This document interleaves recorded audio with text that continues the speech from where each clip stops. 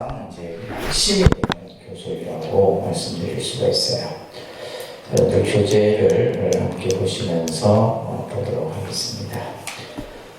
삼법인이라고 했을 때 이제 여기서 법인이라고 하는 의미를 이제 잠깐 여러분들이 이해를 하셔야 되는데, 교재를 보시면 법이라고 했을 때는 이것은 이치다 이런 뜻이에요. 법리 이런 뜻을 가지고 있고, 인이라고 하는 것은 인증 이런 뜻을 이제 나타내는데, 그래서 법인이라는 의미는 확고한, 이미 이제 이것은 정해져 있는 하나의 어떤 법칙의 개념으로서 여러분들이 이해를 하시면 됩니다. 그래서 부처님께서는 이 세상의 존재의 그러한 모습을 세 가지로서 나타낸다라는 뜻이에요.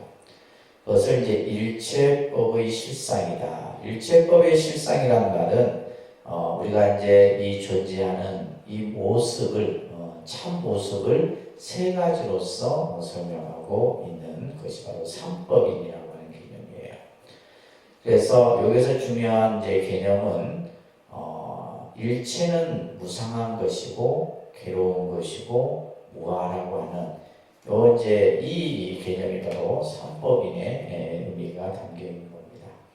그래서 이제 오늘은 이제 재행무상이라고 하는 개념부터 한번 살펴보도록 하겠는데요. 그래서 재행이다라고 하는 것은, 이것은 이제 모든 것은 이런 뜻이에요. 이것은 이제 물질과 정신을 포함한 개념을 말하는 건데, 이제 먼저 우리가 이제 이 불교에서 법이라고 하는 이 한자에 담겨 있는 이제 뜻이, 이제 우리가 한자어는 여러 가지 뜻을 가지고 있죠, 그죠? 그래서 첫 번째는 어떤 법칙 혹은 그죠? 규범 이런 뜻을 가지고 있고, 또 두 번째는 어떠한 존재라는 뜻으로서도 법이라는 의미가 담겨 있고, 또 예를 들면 어떤 현상이라고 하는 이제 의미로도 이 법이라는 이제 한자어를 사용해요.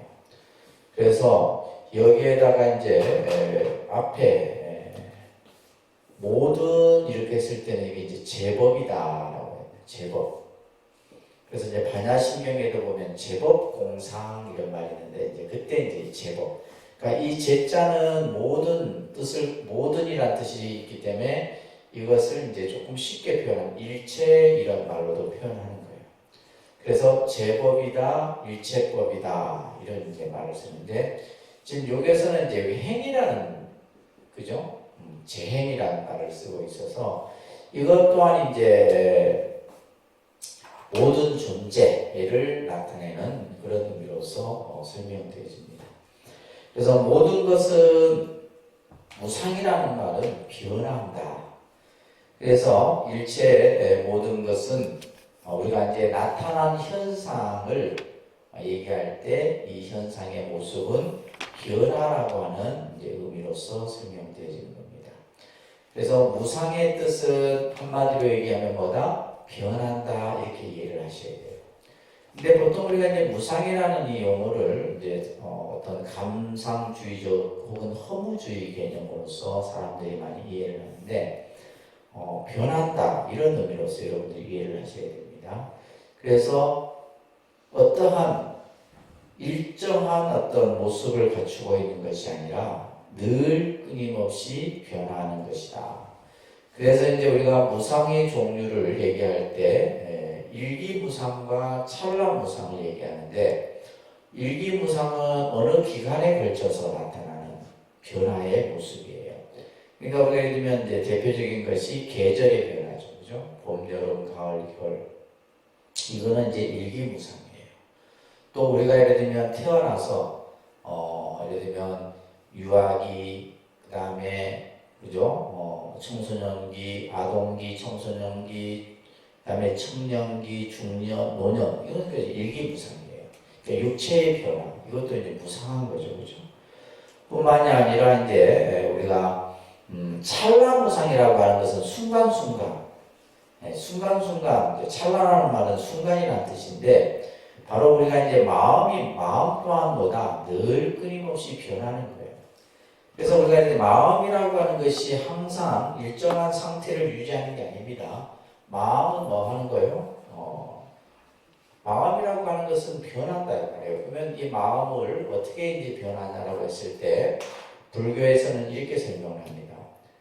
마음이 일어났다가 이 마음이 잠시 머물렀다가 이것이 서서히 이제 옮겨 변해지는 거예요. 그리고 다시 일어났던 그 생각이 없어지고. 그래서 생주이멸이라고 하는 말을 하는데 실제 이제 이 생주이멸의 이 과정은 이렇게 뭐 어떤 단계로서 말하는 것이 아니라 찰나간에 순식간에 우리 마음이라는 것이 생겨났다 없어지고 생겨났다 없어지고. 그러니까 우리가 예를 들면 어떤 보는 것, 듣는 것, 느끼는 것에 따라서 내가 금방 요 생각을 했다가 다른 걸 보는 순간에 뭐야? 또 다른 생각을 일으키잖아요. 이런 것들을 이제 찰나무상이다라고 얘기를 합니다. 그리고 이제 우리가 또 무상함을 언제 느끼냐 하면 이제 가까운 부모, 형제의 어떤 죽음이라고 하는 현실 앞에 이제 사람들은 무상함을 느끼기도 하죠. 그죠? 그 다음에 이제 우리가 고대 문명, 예를 들면, 문명의 그런 유적을 보면서, 예를 들면 우리가 이제 앙코르와트 사원이라든지, 그죠? 많은 유적들이 있잖아요. 그런 유적을 볼 때, 참 무상하고 허무하다. 그러니까 허무라는 개념하고 좀 달라요. 그러니까 무상이라는 것은 변하는 거죠. 고정되어 있지 않고 변한다. 자, 이러한 무상의 개념을 여러분들이 이해를 하시면서 부처님께서 왜 이 무상을 말씀하셨느냐, 무상설을 설한 이유에 대해서 우리는 좀 생각을 해야 됩니다. 첫 번째는 우리 중생들이 잘못된 생각을 하고 있다는 거예요. 어떤 잘못된 생각을 하고 있냐면 모든 것은 유상하다라고 생각을 하는 거예요. 영원할 것이다 이런 생각을 하는 거죠. 그죠?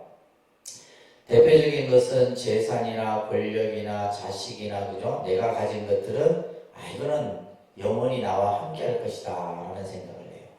그래서 그러한 잘못된 생각을 깨우치도록 하기 위해서 부처님께서 무상설을 설했고, 또한 이 무상설은 감상주의나 허무주의가 아니에요. 그래서 무상을 잘못 이해하게 되면 허무주의나 또는 감상주의에 빠지기 쉬운데 그런 뜻이 아니라 우리들로 하여금 뭐요? 올바른 인생관을 확립하기 위해서 현실을 바로 직시하기 위해서 이 무상설을 하셨다라는 거예요. 또 세 번째는 무상하기 때문에 우리 중생의 입장에서 봤을 때는 슬프고 괴롭고 이런 어떤 일들도 생기지만 한편으로는 또 무상하기 때문에 뭐요? 변하기 때문에 우리가 예를 들면 불행을 행복으로 바꿀 수도 있고 그죠? 못 살던 사람이 잘 살 수도 있고 이게 전부 무상의 원리예요. 그래서 이러한 부처님께서 무상설을 설한 이유를 상응부경전이라는 경전에서 설하고 있어요.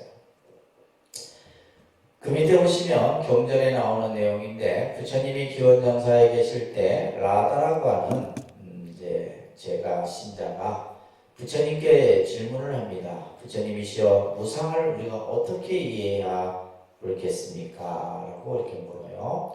이것에 대해서 부처님께서는 라다야 우리들의 육체는 무상한 것이다. 그죠? 우리 이 육체, 우리 이 몸은 무상한 것이에요.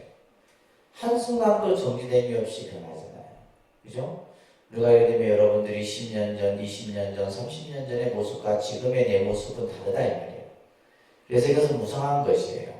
수상행식은 이건 정신적인 거죠. 그죠? 정신적인 것도 우리가 예를 들면 점점 이제 기억력도 감각도 느낌도 점점 어떻게 돼요? 이제 무뎌져 가잖아요. 이건 무상한 거거든요. 그죠? 예전에는 그냥 머리도 그냥 하나를 그냥 들으면 그냥 그대로 다 외우고 했었는데 지금은 뭐 외워지지도 않고 그죠? 또 느낌도 없어 별로. 느낌도 없고 이런 것들이 전부 바로 뭐다? 무상한 것이다 라는 거예요. 그래서 이 색수상행식을 우리는 오온이라고 배웠는데 이 오온은 무상한 것이며 결국 이 오온에 담겨있는 물질적인 요소, 정신적인 요소가 전부 변하지 않는 것이 아무것도 없다. 그 밑에 이제 나오는 경전들을 보게 되면 우리들이 살면서 무상함으로 인해서 흘렸던 눈물의 양이 바닷물의 양보다도 더 많다는 거예요. 그만큼 이제 우리는 이 세상의 무상의 모습 속에서 때로는 이러한 괴로움의 마음들을 느끼게 되는 이러한 말씀을 설하고 있는 겁니다. 그래서 먼저 현실의 모습, 우리가 살고 있는 그죠? 삶의 모습을 부처님께서는 뭐라고 얘기했다? 무상한 것이다. 무상하다는 뜻은 뭐라고요? 변한다. 이런 뜻으로 여러분들이 이해를 하셔야 됩니다. 네, 그래서 무상이다. 무상한 겁니다. 그래서 우리는 무상함을 알아야지만 발심이 된다고 해요. 무상한 줄 알아야 됩니다. 결국 이제 우리 중생의 입장에서 무상하기 때문에 결국 뭐냐? 괴롭다라는 거예요. 무상하기 때문에 괴로움이다. 그래서 이 제법무화를 좀 이따 보고 다음 페이지 넘겨보시면 일체계보가 설해집니다. 그런데 일체계보, 그죠? 모든 것은 다 괴로움이다.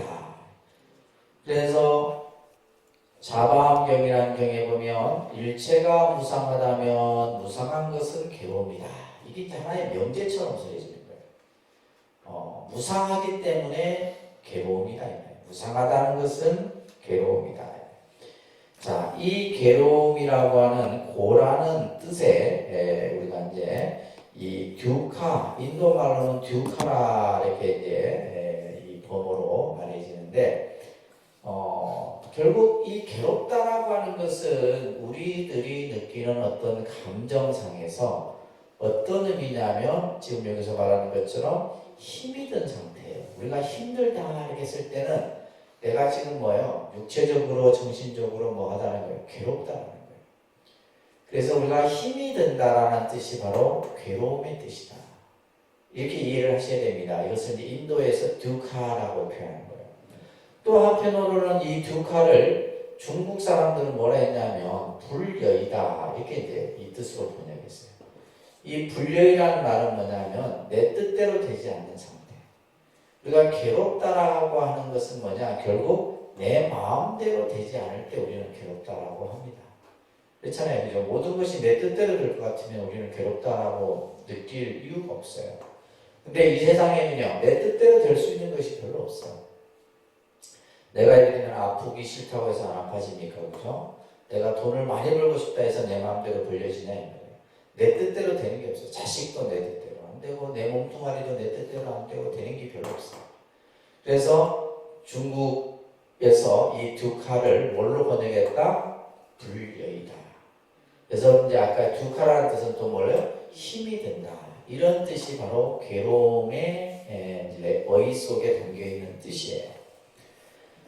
자, 이 괴로움에는 첫 번째 어떤 괴로움들이 있느냐? 고고가 있어요. 고고. 육체적 괴로움이에요. 그죠? 예를 들면 우리가 허리가 쑤시고 무릎이 아프고 막 그냥 팔다리가 아프고 이런 육체적인 감각의 괴로움을 고고라고 해요. 고고.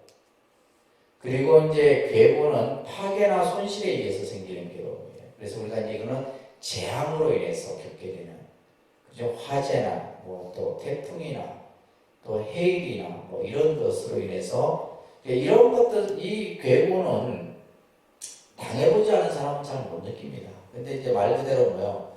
집안이 풍지박산이 되어버리잖아요. 그러면 엄청난 그 고통이 크죠. 그 다음에 행고는 일체가 다 괴로움이다라고 이렇게 보는 거예요. 뿐만이 아니라 괴로움에는 사고, 팔고 등의 괴로움이 있다. 나중에 이제 설명을 조금 드릴 텐데, 그래서 고의 종류가 이런 것들이 있어요. 자, 중요한 것은 이 괴로움의 원인이 무엇이냐라는 것이 중요하죠. 그죠? 괴로움의 원인이 뭐냐?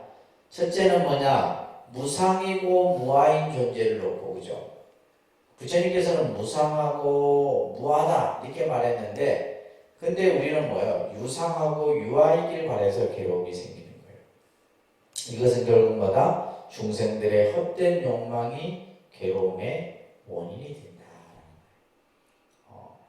그래서 이제 우리가 흔히 말하는 탐진치 삼독 또 그죠? 그 탐진치 삼독 가운데 그릇된 욕망, 헛된 욕망이 바로 괴로움의 원인이 되는 것이다.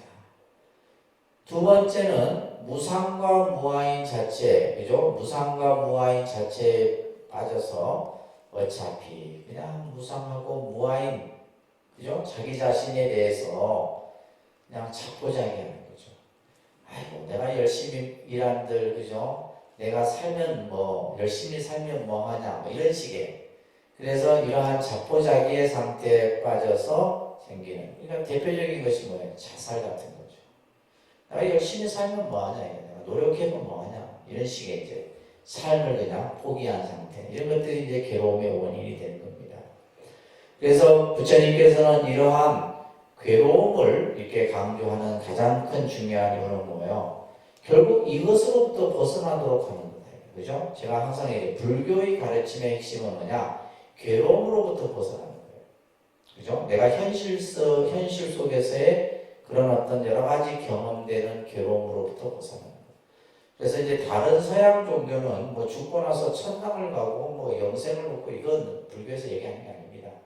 지금 현재 내가 살고 있는 삶 속에서 느끼는 여러 가지 이러한 괴로움들로부터 벗어날 수 있는 것.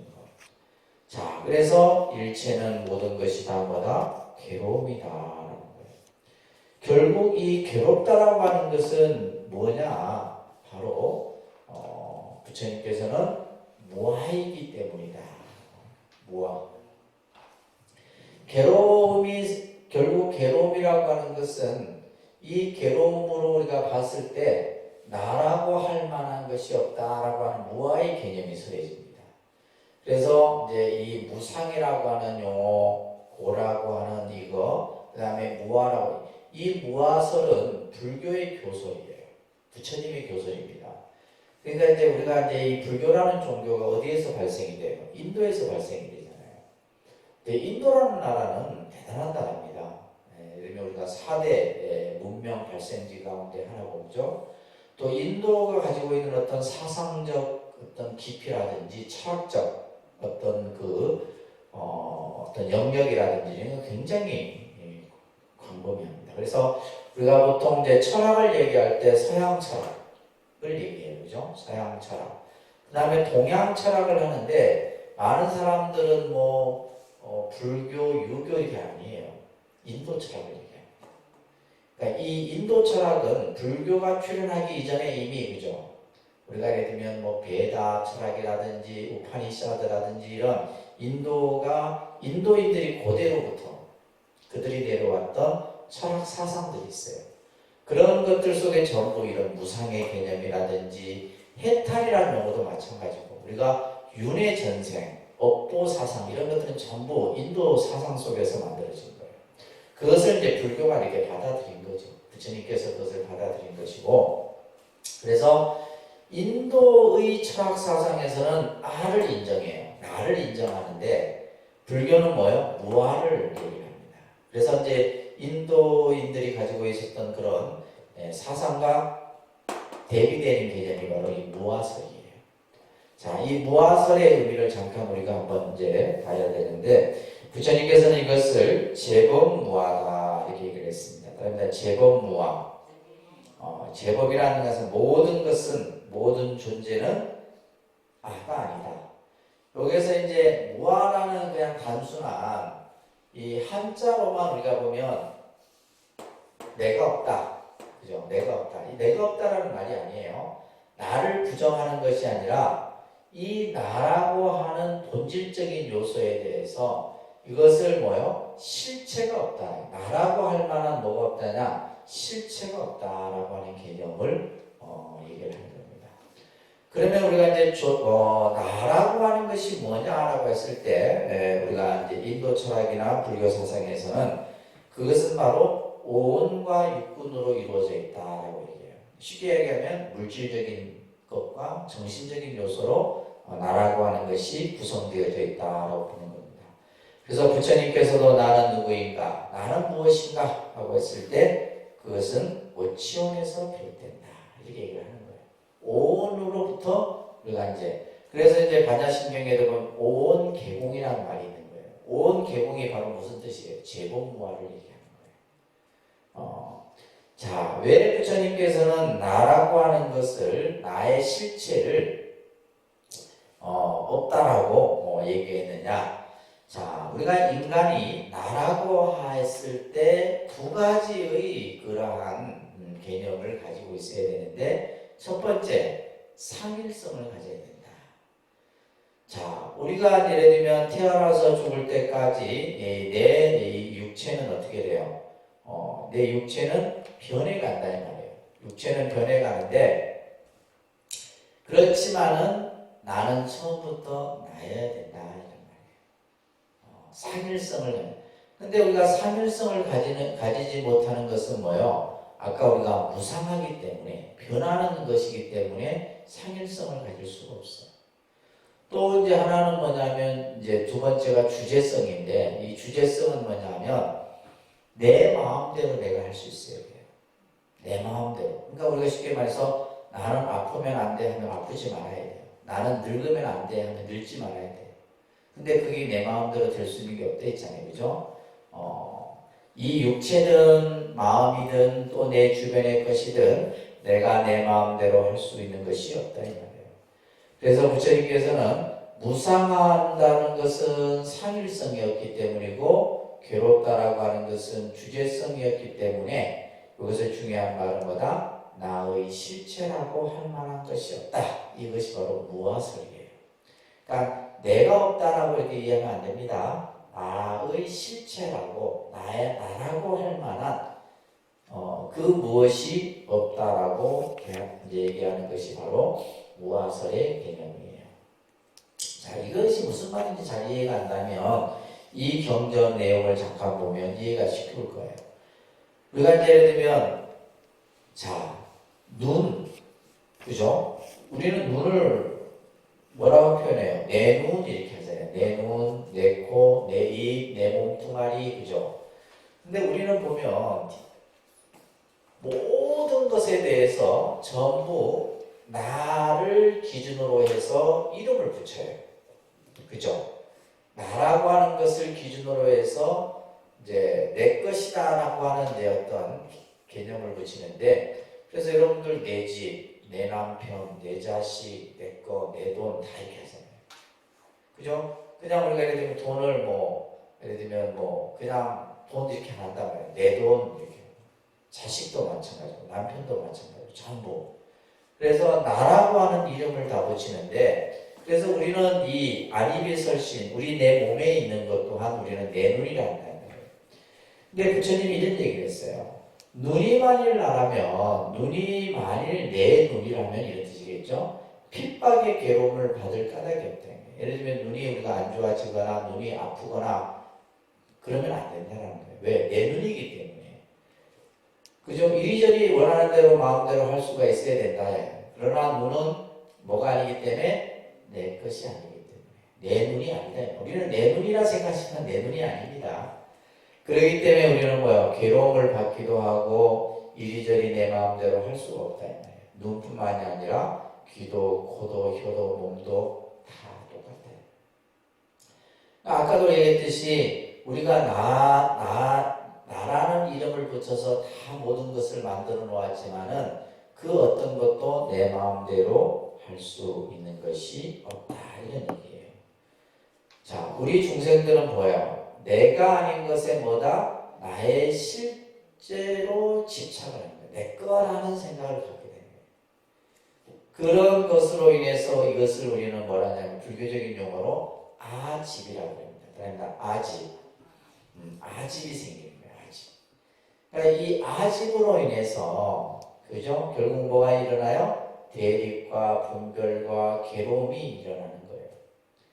그래서 우리가 이제 집착이라는 용어는 사실 그 집착이라는 용어 앞에 붙어지는 것이 바로 아집이에요. 이 아집으로 인해서 이제 우리가 예를 들면 아상도 생기고 아만도 생기고 전부 이제 이런 번뇌들이 만들어지는 겁니다. 그렇기 때문에 불교의 무아설은 절대적인 나를 부정하게 하는 것에 있는 것이 아니에요. 오히려 이러한 무아를 통해서 참나를 찾는 의미가 바로 무아설에 있다. 그래서 이제 부처님께서는 끊임없이 나에 의지하고 또 이 세상의 주인은 나고, 그죠? 이런 설법들이 이제 본문 속에서 쓰여지는 거예요. 그래서 이러한 무아설의 개념을 여러분들이 이제 계속해서 잘 이해를 하셔야 돼요. 그래서 이 무아의 개념이 나중에 뭘로 발전이 되냐면 공의 개념으로 발전이 되는 거예요. 따릅니다. 재행무상, 일체계고, 재법무아. 자, 이 세 가지가 우리가 살아가는 현실의 모습이다. 일체는 그죠? 모든 것은 무상한 것이고, 일체는 괴로움이고, 또한 나라고 할 만한 실체가 없다. 자, 이것이 이제 삼법인이고, 이 삼법인을 바탕으로 해서 이제 우리가 이제 이게 현실의 모습이잖아요, 그죠? 현실의 모습인데 결국 부처님의 가르침은 뭐예요? 우리들이 살아가는 현실적인 문제, 다시 말해서 고의 문제를 어떻게 이것을 그죠? 원인을 찾아서 그것을 해결할 방법을 찾는 것이 불교 교설의 핵심이라고 그랬어요. 그것을 설명해 놓은 것이 바로 뭐다? 사성제설입니다. 사성제설. 그래서 이 사성제설은 불교 교설의 핵심이에요. 그리고 우리가 이제 흔히 어떠한 문제를 찾고 그 문제를 해결하는, 특히 이제 우리가 상담학에서, 불교 상담학에서 그 상담을 통해서 문제를 해결하는데 반드시 적용되는 것이 바로 이 사성제설이에요. 그래서 사성제, 네 가지 성스러운 진리다, 이런 뜻이에요. 네 가지 성스러운 진리.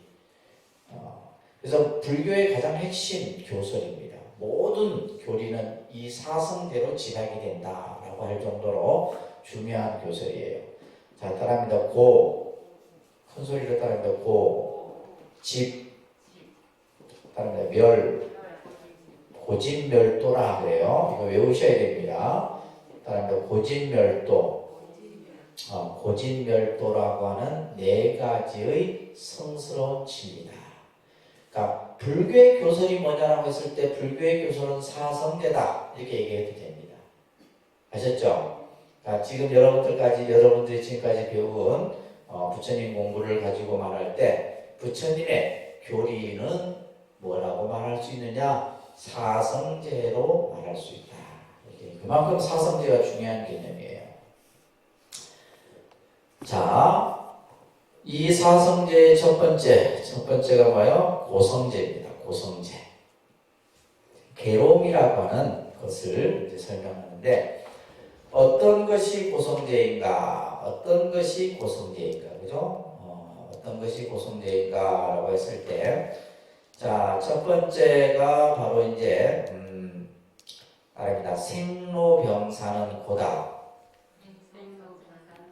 그렇죠. 이거는 이제 근본 고통이, 근본 괴로움이라고 해요. 근본 네 가지 괴로움이라고 합니다. 그래서 이 생로병사는 누구나 다 똑같이 겪고, 이게 특징이에요. 생로병사는 뭐다? 누구나 똑같이 겪어요. 뭐 이거는 누구는 겪고 누구는 안 겪고 이게 아니에요. 모든 생명은 누구나가 다 똑같이 겪는 게, 그죠? 그죠? 늙고 병들고 죽어가는 것이 바로 근본 괴로움이에요. 그래서 이제 불교는 사실 이 생로병사의 문제를 해결하는 데 있는 거예요, 사실은. 그 다음에 이제 또 네 가지가 있는데, 자, 한문으로 좀 되어 있는데 조금 제가 설명드릴게요. 자, 따라합니다. 원증해고.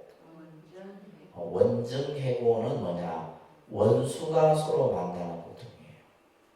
원수. 여러분들이 살면서 악연을 짓잖아요. 그 악연은 반드시 만납니다. 또 좋은 인연을 지으면 좋은 인연은 또 반드시 만나게 돼 있어요. 그래서 우리가 이제 원수가 외나무 다리에서 만난다 이런 말이 있잖아요. 그죠? 이게 바로 원중해고예요. 희한하게 만납니다. 희한하게. 이게 금생에 만나든 다음 생에 만나든 반드시 만나요. 그래서 우리가 이제 원혼 관계에 있다 보면 이 원혼 관계를 풀어야 돼요. 그래서 여러분들이 살면서 안 좋은 인연을 우리가 이제 부득이하게 갖게 되더라도 그것은 풀고 가야 돼요. 그래서 제일 무서운 게 원혼 관계입니다. 원혼 관계. 그래서 이 원증해고예요. 그래서 이 원점인고도 어떤 사람은 겪기도 하고 어떤 사람은 안 겪기도 해요. 이거는 이제 약간 차별이 있다 이런 얘기예요. 그 다음에 따라서 애별이고, 예별이고는 뭐냐? 사랑하는 사람이 이별하는 고통이에요. 사랑하는 사람이. 그래서 이제 가장 가까운 부모의 이별, 부부의 이별, 부모 자식의 이별, 이런 이별들이죠, 그죠? 근데 이것도 이제 뭐 겪는 사람이 있고 조금 빨리 겪기도 하고 늦게 겪기도 하고 약간의 차이가 있는 거예요. 덜 겪기도 하고, 그죠? 이런 것들이 있고, 세 번째는 따라서 구부 듣고, 구부 듣고, 이거는 뭐냐면 구하고자 해도 얻지 못하는 고통이에요. 이 구부 듣고는 뭐냐면 이거예요. 어떤 사람은 하는 일마다 잘 돼. 그런 사람 있죠, 그죠? 보면 뭐 땅을 사면 땅값이 오르고 주식을 사면 주식이 오르고 하는 일마다 잘 되는 사람이 있어요. 근데 어떤 사람은 하는 쪽쪽 안 되는 거예요.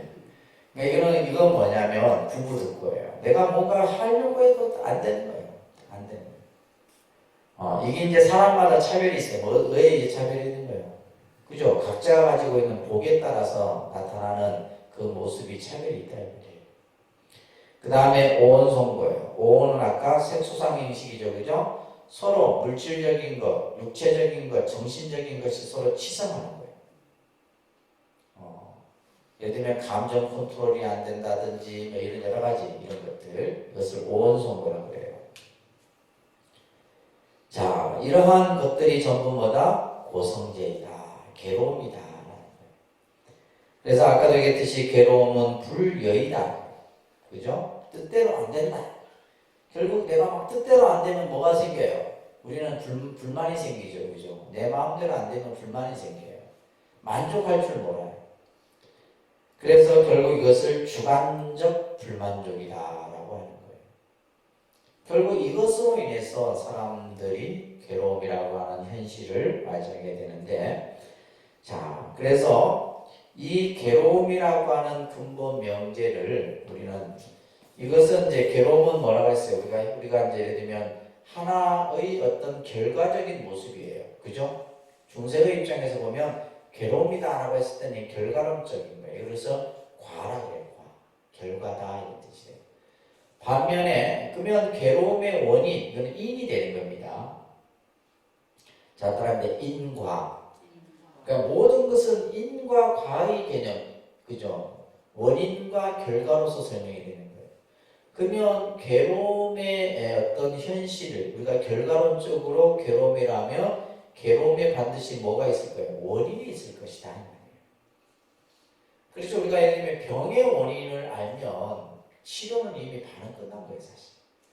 그래서 그 원인이 바로 뭐다? 집이다. 이것을 우리는 그냥 집착이다라고 얘기를 하는 거예요. 괴로움의 원인은 뭐라고요? 집착이에요. 집착. 근데 사실 우리가 알고 있으면서 이 괴로움에서 벗어나지 못하는 거예요. 이걸 못 놓는 거예요. 이 집착을. 자, 그래서 두 번째가 바로 괴로움의 원인이 발생이 되는 이유가 바로 집이다. 그래서 괴로움의 원인은 우리 중생들의 뭐다? 그릇된 집착으로 인해서 비롯되는 거예요. 그릇된 집착으로 인해서 비롯되는데, 자, 우리가 괴로움의 본질을 얘기할 때 첫 번째가 욕망을 얘기합니다. 욕망, 탐욕, 분노, 원망 이런 것들, 그죠? 이런 것들이 결국 괴로움을 만들게 되는 거예요. 또한 뭐요? 무지. 또 아까 얘기했듯이 무상이라고 하는 것 또한 괴로움이에요.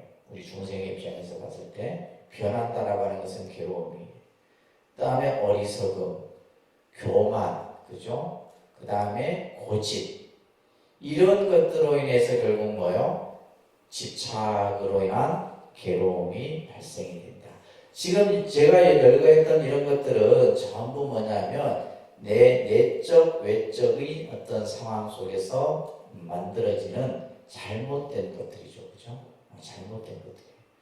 그러니까 요즘 보면 이제 사람들이 정말 열심히 공부하고 열심히 그냥 노력해서 정말 어떤 최고의 자리에 올랐는데 결국 뭐 때문에 이 집착으로 인해 갖고 그죠? 잘못된 한 생각으로 인해서 자기 인생을 완전히 숲으로 만드는 경우들을 우리는 너무나 많이 본다.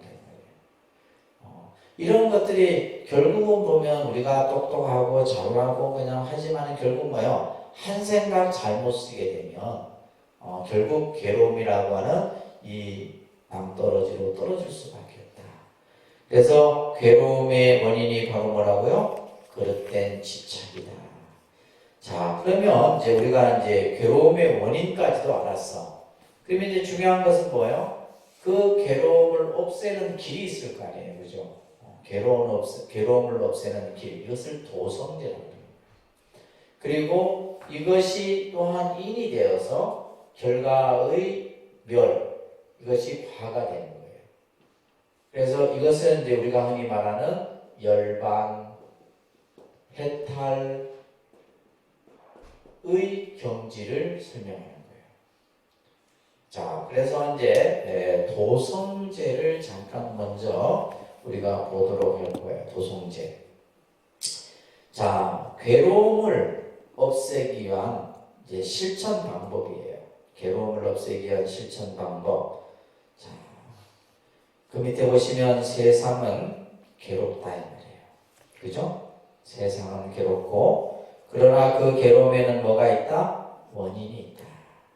그래서 이제 우리가 지혜로운 사람은 내가 지금 어떤 상황에 처했을 때 이 상황이 왜 일어났을까라고 그 원인을 좀 볼 수 있는 사람이 돼요. 아셨죠? 근데 우리는 그 원인을 파악하기보다는 결과론적으로 그냥 괴롭고 힘들고 여기에 대해서 벗어나지 못하는 거예요. 그래서 분명한 원인이 있다 이 말이에요. 그 원인만 제거하면 행복한 삶이 있다. 이 행복한 삶을 이루기 위해서는 반드시 뭐의 실천이 필요하다? 중도의 실천이 있어야 된다. 자, 그래서 부처님께서 유명한 이제 중도 설법을 설하시는 거예요. 그래서 불교 사상은 중도 사상이랍니다. 불교의 사상 무슨 사상? 중도라는 말은 자 이거예요. 예를 들면 가운데 이런 개념이 아닙니다. 한쪽이 있고 또 다른 한쪽이 있는데 그 두 사이 중간 이런 개념이 아니에요. 중도는 이 두 가지를 다 여인 상태를 중도라고 해요. 그래서 우리가 이제 정치권에서 보면 뭐 진보가 있고 보수가 있다. 그러면 이제 요즘 보면 뭐 중도 보수다. 그러면 중도 보수는 뭐냐면 약간 보수긴 보수인데 뭘 가지고 있다는 거예요. 진보적인 요소가 이런 개념이 아닙니다. 정치권에서 사용하는 이 중도라는 개념과 불교는 뭐냐면 보수가 있고 진보가 있다라면 보수 진보를 다 여의버리는 거예요. 그리고 딱 그죠? 이 두 가지를 여인 상태를 뭐라 한다? 중도라는 거예요. 자, 이 중도의 개념 설법을 설하는데 비구들이여 출가한 사람은 두 가지 극단에 가까워서는 안 된다. 두 가지 극단에 가까워서는 안 된다. 그 두 가지는 무엇인가? 첫째는 욕망에 집착하는 것. 이거는 비열한 것이다. 또 하나는 뭐예요? 고행을 일삼는 것 또한 이것은 괴로움일 뿐 성스럽지 못한 것이다. 자, 이게 중요한 말입니다. 비구들이여 나는 이 두 가지 극단을 버리고 중도를 깨달았다. 이게 이제 중요한 포인트가 있는 거예요. 나는 뭘 깨달았다? 중도를 깨달았다. 그러니까 부처님이 깨달은 법이 바로 뭐다? 중도법이다. 이 중도를 이제 다르게 또 설명하면 연기다라고 설명하는 거예요. 우리가 다음 시간에 배우는 게 연기인데 바로 부처님이 깨달은 내용이 바로 뭐다? 중도고 연기다라고 여러분들이 이제 지금까지 공부한 내용에서 그렇게 기억을 하셔야 돼요. 아셨죠? 부처님이 뭘 깨달았다? 중도를 깨달았다. 자, 그러면 이 중도는 뭐예요? 눈을 뜨게 하고 지혜를 생기게 해요. 우리 마음이 확 열리게 한다는 말이에요. 그리고 적정과 정지와 등각과 열반에 도움이 된다. 그러면 이 중도란 무엇인가? 이렇게 또 부처님이 말씀하시죠. 중도란 성스러운 팔지의 도다. 이것을 팔정도라 그럽니다. 팔정도. 그래서 불교의 가장 참다운 수행은 팔정도 수행이라고 해요. 이거 꼭 잊어버리시면 안 돼요. 팔정도 수행이다. 자, 따라합니다. 정견, 따라합니다. 정견, 정사, 정어, 정업, 정명, 정정진, 정령, 정정. 자, 이 정자는 바르다 이런 의미, 한자로는 바를 정자인데 이 정자의 의미는 중정의 뜻이에요. 어느 한쪽에도 치우치지 않는 의미의 정의 뜻이 바로 이 정자예요. 그래서 이 팔정도가 그것이다 이 말이에요. 비우드려 이것이 내가 깨달은 중도이니 눈을 뜨게 하고 지혜를 생기게 하고 적정과 정지와 열반에 도움이 되는 길이다. 자, 이렇게 설하시면서 부처님이 이제 부처님 당시 때 이런 이야기가 설해집니다. 당시 코살라국의 파세다니 왕이 열애를 베풀면서 이제 왕이 이런 주제를 가지고 신하들과 대화를 합니다. 이 세상에서 가장 제일 즐거운 것이 무엇일까? 이 세상에 가장 제일 즐거운 것이 뭐예요? 그게 뭐였던 사람들은 이렇게 얘기를 합니다. 이 세상에 가장 즐거운 것은 맛있는 음식을 먹는 것이고 좋은 옷을 입는 것이고 그죠? 예를 들면 아주 그냥 좋은 향에 목욕을 하는 것이고 뭐 이런 등등 각자의 어떤 자기가 느끼는 즐거움에 대해서 얘기를 합니다. 그러니까 서로 막 옥신각신하는 거예요. 그때 이제 부처님이 지나가면서 그 얘기를 듣고는 이런 얘기를 합니다. 나는 마음에 어울리는 알맞음이야말로 제일의 즐거움이다. 마음에 어울리는 알맞음은 뭐예요? 만족한 것. 만족함이야말로 제일의 즐거움이다. 라고 얘기해요. 예를 들면 그렇잖아요. 우리가 예를 들면 어떤 것도 예를 들면 내가 지금 좋다 생각하잖아요. 그죠? 좋다 생각하지만은 그보다 더 나은 것이 나오는 거고. 그러니까 인간의 그 어떤 욕심은 끝이 있어요, 없어요? 끝이 없습니다. 뭐 예를 들면 내가 지금 이거 최고다 생각했는데 그보다 더 나은 것이 있고 그보다 더 나은 것이 있단 말이에요.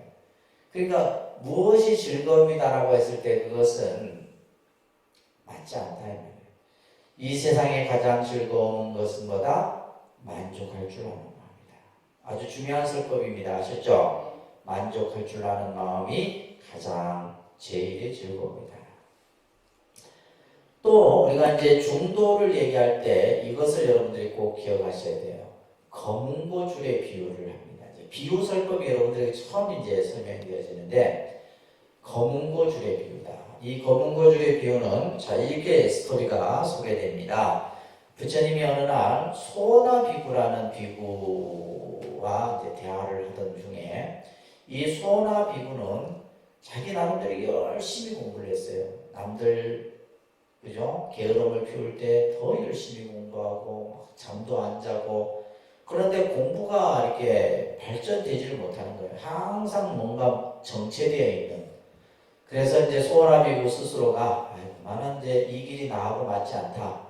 나는 이제 마을로 내려가서 그냥 생업에 종사하고 그래야 되겠다. 이런 이제 생각을 일으켜요. 그리고 이제 마지막 부처님을 이제 내려가기 직전에 부처님을 만납니다. 그러자 부처님이 이렇게 얘기해요. 소원아비구요. 너는 출가하기 전에 무엇을 했느냐? 이 소원아비구는 악공이었어요. 그래서 저는 출가하기 전에 거문고를 탔습니다. 그때 이제 부처님이 소원아비구에게 소원아비구요. 거문고줄이 아주 탱탱하게 조여지면 소리가 잘 나느냐? 소리가 잘 나지 않습니다. 또한 거문고줄이 너무 느슨해지면 소리가 알맞게 나느냐? 줄이 너무 느슨해도 소리가 잘 나지 않습니다. 부처님께서는 수행도 그와 같다는 거예요. 수행도 그와 같다. 알맞게 그죠? 잘 줄이 조여졌을 때 아름다운 소리가 나듯이 너무 막 그냥 잘하려고 하고 열심히 하려고 하고 강박관념을 가지고 하는 것도 잘못된 수행이고 또 너무 그냥 나태하고 게으른 것 또한 그것 또한 잘못된 수행이다 이 말이에요. 그러면서 소나비부에게 중도의 수행법을 얘기하는 거예요. 그 중도의 수행법이 바로 팔정도 수행이에요.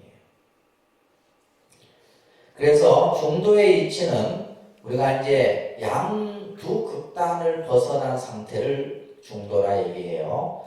다시 말해서 지금 여기서 말하는 것처럼 있다 없다 유무의 상대적 영역을 벗어나 있으면서 또한 유무를 떠나서 있는 것도 아니고 없는 것도 아닌 것을 때로 세우지 않는 또 비단을 따로 세워서도 안 되는 쉽게 말해서 이거예요.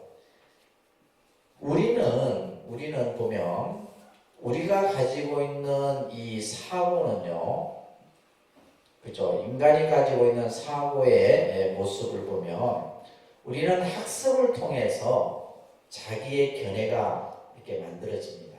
그죠?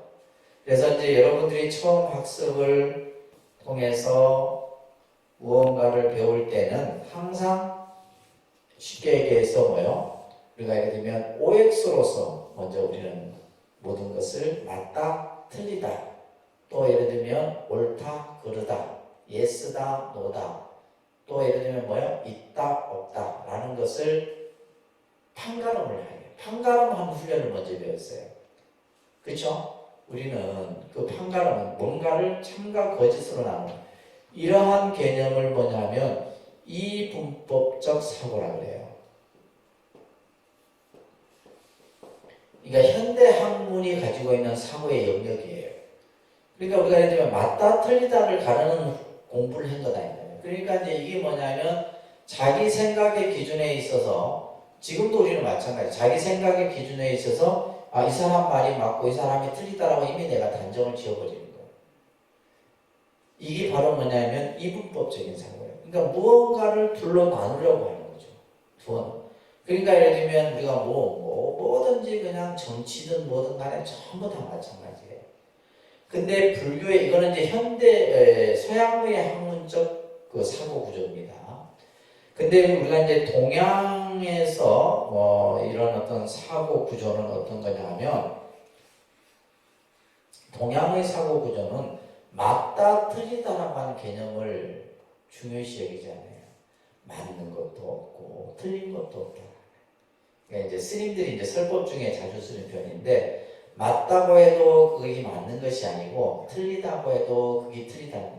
이건 뭐냐면 이론론적 사고이기 때문에 그래요. 모든 것은 이런 사고 구조를 가지고 있는 거예요. 맞고 틀리는 게 없어요. 맞다 틀리라는 것도 결국 내 기준에서 맞다 틀리는 것이지 예를 들면 맞을 수도 있는 거고 안 맞을 수도 있는 거예요. 그래서 예를 들면 우리가 이분법적 사고와 이론론적 사고 자체가 그 관념 자체가 틀려요. 그러니까 이 사고는 뭐냐면 늘 끊임없이 뭐가 생겨요? 대립이 생기고 갈등이 생겨요. 왜냐면 이거는 결국 내 편, 네 편을 가르기 때문에 그렇다 이 말이에요. 그렇잖아요, 그죠? 내 편, 네 편이 갈라지고 하기 때문에 우리가 예를 들면 옛날에는 이념, 사상 이념이 대립했었잖아요. 공산주의다, 민주주의다, 그죠? 우리나라도 얼마나 이념 대립이 강했었어요. 이게 전부 뭐냐면 이분법적인 사고였어요. 근데 우리가 예를 들면 불교의 이론론적 사고는 없는 거예요. 다 모든 것이 참이고 모든 것이 다 거짓인 거예요. 참과 거짓이라는 개념이 없어. 이게 불교의 사고입니다. 그렇기 때문에 불교는 어떤 대립이나 갈등 구조를 익힐 수가 없는 개념을 설명하는 거예요. 자, 그래서 이 개념이 이제 바로 불교에서의 중도의 개념인 겁니다. 중도의 개념인데, 자, 여러분들 책 넘겨보시면 이제 설법이 이제 조금 서해지는데, 자, 이거 잘 보세요. 일체는 유다. 모든 것은 있다라고, 이제 이건 긍정이죠. 있다라고 하는 것은 긍정이에요. 라고 하는 것은 한변이다. 한쪽에서는 있다라고 얘기하고, 또 예를 들면 일체는 없다.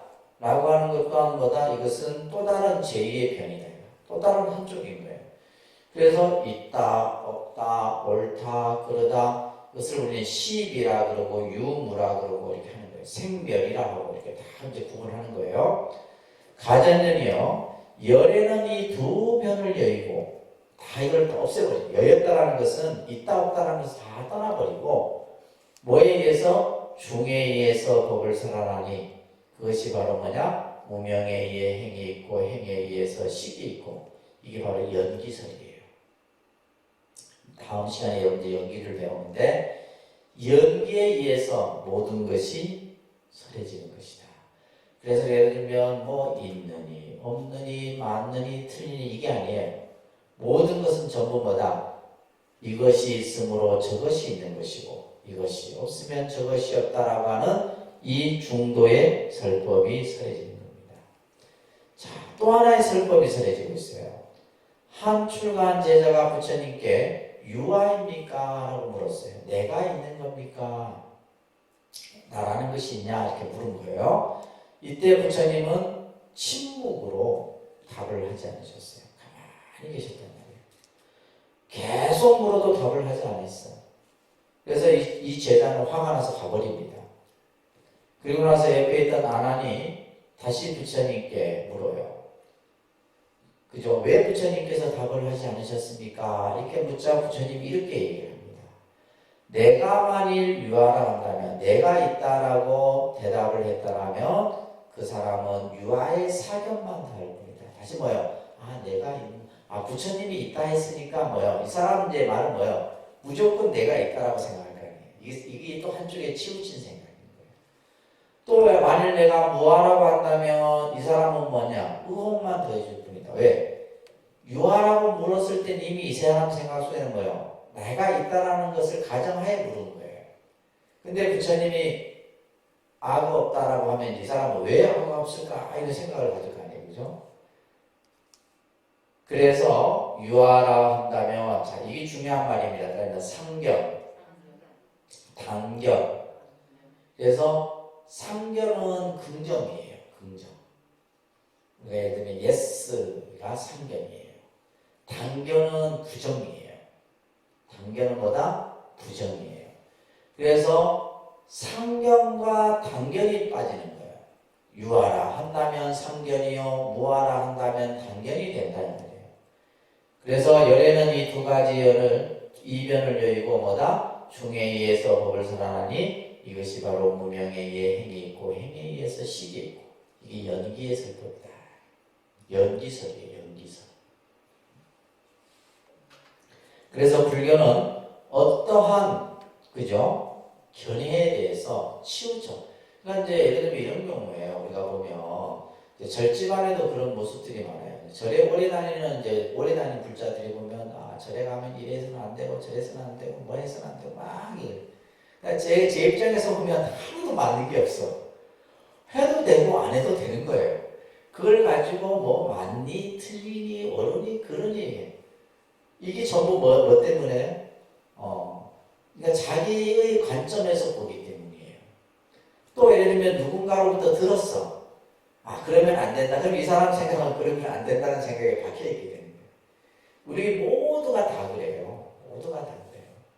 그러니까 상황에 따라서 이럴 수도 있고 저럴 수도 있고 이러면 이렇게 할 수도 있고 저렇게 할 수도 있고 쉽게 말해서 융통성이 있어야 되는데 우리 절에 다니는 분들이 보면 융통성이 없어요.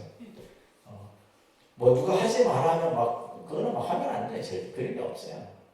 상황에 따라서 이렇게 할 수도 있고 저렇게 할 수도 있고 그러니까 결국 왜냐하면 이것은 이래야 된다라고 하는 것은 자기 주장일 뿐이에요. 이것은 이래야 된다. 이것은 해서는 안 된다. 그러니까 부처님 같은 경우는 이제 그런 식으로 사람들을 교화하지 않으신 거죠. 아시겠죠? 네. 자, 그래서 이제 이 8정도의 이제 개념이 설해지는데, 자, 첫 번째가 정견입니다. 이 정견이 중요해요. 그래서 불교 공부는 정견을 세우기 위한 공부다. 이렇게 얘기를 합니다. 8정도의 첫 번째가 뭐라고요? 정견이에요. 이 견은 뭐예요? 견해예요, 견해. 생각. 그러니까 우리가 그 다음에 나오는 것이 정사인데, 다시 말해서 정견은 뭐냐면 안목을 얘기합니다. 바른 안목. 그러니까 예를 들면 우리가 이제 정견을 갖는다는 것은 어떤 것이 바른 안목이냐라고 했을 때 이거예요. 우리가 아까 배웠죠? 재행이 무상하고 일체가 개보고 제법이 무하다. 이 세상의 모습이 무상이고 고이고 무아인 줄 아는 이 견해가 먼저 세워져야 돼요. 이게 정견입니다. 바로 안목. 다시 말해서 현실을 바로 볼 수 있는, 현실을 바로 직시할 수 있는 안목, 이것이 정견이에요. 그래서 이 정견이 세워지지 않으면 그 뒤는 다 안 되는 겁니다. 아시겠어요? 정견이 세워지지 않으면 정사도 안 되고 정업도 안 되고 다 안 되는 거예요. 그래서 불교 공부의 첫 걸음은 정견이다. 그래서 여러분들이 왜 불교를 공부해요? 바른 견해를 갖기 위한 거예요. 불교에 대한 뭐다? 바른 안목을 내가 갖추기 위해서 불교를 공부하는 겁니다. 그 다음에 정견이 세워지면 두 번째가 정사입니다. 그렇죠? 바르게 생각할 수가 있는 거예요. 바르게 생각하고 바른 생각 속에 뭐요? 정어. 그죠? 말이 바른 말을 치우치지 않는 말을 할 수가 있는 거예요. 그 다음에 정어, 바른 행동이 나오고 정명, 바른 생활이 이루어지겠죠. 그리고 나서 바른 노력, 정정진. 그 다음에 정념, 바른 생각이. 그래서 우리가 예를 들면 사람이 참 그 생각이 옳고 바른 생각을 갖는다면 정념이 갖춰져요.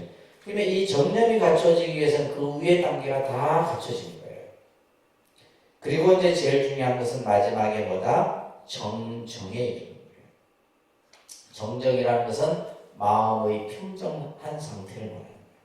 마음이 일체 동요되지 않고, 그죠? 마음이 휩쓸리지 않고, 번뇌에 물들지 않고, 마음이 딱 안정된 상태를 이루는 것이 바로 정정이에요. 자, 그래서 불교 공부는 정견을 통해서 마지막에 뭐에 이르는? 정정에 이르는 단계를 얘기하는 거예요. 이거는 팔정도 수행입니다. 팔정도. 그래서 여러분들이 이제 불교의 수행에 관한 이야기를 많이 접할 텐데 첫 번째가 팔정도예요. 나중에 여러분들이 육바람일 수행도 공부할 거고, 근데 팔정도나 육바람이냐 서로 다른 게 아니에요. 다 그 맥락은 같아요. 아시겠죠? 그래서 첫 번째가 바로 뭐다? 바른 견해를 가져야 됩니다. 근데 이제 우리가 예를 들면 사람들이 전부 생각들이 치우쳐 있어. 치우쳐 있잖아요. 우리가 봤을 때는 야, 참 올바르지 못한데 보면 자기 그 편협된 생각 속에 빠져갖고, 그죠? 참 됐어요. 그러니까 이제 막 세상이 요지경인 거예요. 이 견해가. 그래서 우리가 예를 들면 이제 오타각세라는 말 속에 첫 번째가 견탁이라는 말이 있어요. 그러니까 견해가 그냥 흐려버린 거예요. 이게 그냥 자기의 어떤 생각이 분명하지 못하고 그냥 마치 물이 흐르듯이 흐린 상태를 견탁이라고 해요. 그래서 정견으로부터 정정에 이르는 겁니다. 먼저 해가 뜨기 전에 밝음이 비추듯이 괴로움에 사라지면은, 그죠? 불교의 목적은 뭐예요? 괴로움을 없애는 거예요. 괴로움에서 벗어나는 겁니다. 이거 꼭 명심하세요. 불교의 수행의 목적은 뭐다? 괴로움으로부터 벗어나는 거예요. 그 괴로움이 사라지면은 첫 번째 뭐예요? 정견이 나타나고 내지 정사, 정정을 일으켜 마지막에 뭐가 있어요? 마음의 해탈이 있게 된다. 마음의 해탈이 뭐예요? 깨달음이잖아요. 우리가 흔히 말하는 니르바나, 열반을 성취하게 되는 것이다. 그래서 오늘 여러분들이 배웠던 삼법인과 사성제는 불교 교설의 가장 중요한 뿌리입니다. 다음 시간에 배우는 연기설까지 마찬가지예요. 그죠? 그래서 이제 중도라는 이런 용어도 여러분들이 잘 이해를 하셔야 되고, 그래서 이제 이런 것들을 통틀어 봤을 때 부처님의 가르침은 굉장히 참 합리적인 가르침이에요. 보편적인 가르침이고 합리적인 가르침이다. 그래서 어떻게 하면 모든 그 문제의 키워드는 뭐냐면 중생의 문제를 어떻게 해결하느냐에 있는 거예요. 아셨죠? 우리가 가지고 있는 살아가는 이 삶의 문제로부터 그 문제를 어떻게 해결할 것인가라고 하는 이것에 모든 초점이 맞춰져서 모든 설법들이 그렇게 설해지는 거예요. 그런 것들을 여러분들이 잘 이해를 하시기를 바라겠고요. 다음 시간에는 이제 연기법을 배우게 되겠습니다.